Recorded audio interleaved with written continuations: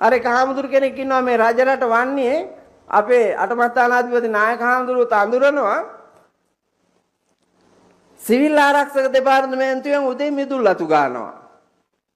හාමුදුරුවෝ පුදී සිවිල් ආරක්ෂක දෙපාර්තමේන්තුවෙන් මල් කඩනවා. බුදුන් වඳින්න. හාමුදුරුවෝ බුදී උපාසකම්මලා දානෙ ගෙනාපුවාම සිවිල් ආරක්ෂක දෙපාර්තමේන්තුවෙන් දානෙ අරිනවා.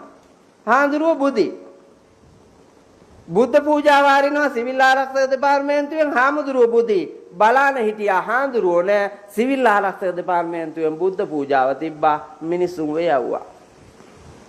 මට කියන්නකෝ හාමුදුරුවෝ කවුද කියලා ඈ? අර ආණ්ඩුවේ පඩි අරගෙන පන්සලේ මුරට දාලා ඉන්න මේකද හාමුදුරුවෝ අරකද? එහෙම සාසනික බත් කන්න හොඳ නෑ.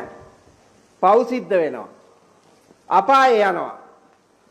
මේ මිනිස්සු ගිනි සූකුළු අවුවේ මං අවුවේ ඉන්නේ හින්දා මට දැනෙනවානේ.